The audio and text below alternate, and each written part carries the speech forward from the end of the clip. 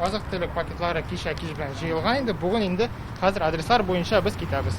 Фаиз Зариповның волонтерлык стажы 3 ел Ярдәм мәчетендә эшли. Яз көне мохтаҗларга кайнар ризык таратсалар, хәзер азык-төлек җыелмасы. Гөлфирә Вәлиевага 82 яшь, хезмәт ветераны, бер үзе яши. Ярдәм итәрлек кешесе юк. Улым белән кызым да күптән түгел берничә операция кичерделәр ди. Булай торып китергән продуктны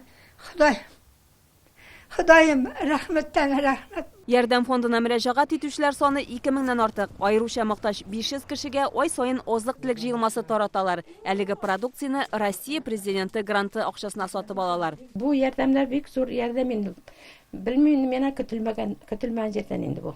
Әбиләргә, инвалидларга мохтаҗ булган кешеләргә менә шулай таратып йөрибез. Көнгә 20-дән артык кеше барырга килә. Көн саен Парк Петровда кызыл капка янында йортсыз калган кешеләрне ашатабыз. Әлеге әкияти фия Регина Иванованы белмәгән йорт юктыр. Иман нуры мәчетенең хәйрия бүлеген җитәкли ул. Бүген күп балалы гаиләгә азык-төлек җыелмасы китерде. Елена Федорова 3 баланасы, олысы инвалид. Бөтен нәрсә кыйммәт булганга, мондый ярдәмне бик шатланып кабул итә алар. Мин үзем дә актив әни, башка шәһәрләрдә яшәүчеләр белән аралашам. Алар белән чагыштырганда безнең Татарстанда хәйриячеләр күбрәк. Яз белән чагыштырганда хәзер мохтаҗлар саны артты. Хәзер безнең Иман нуры мәчете карамагында гына 200 гаилә.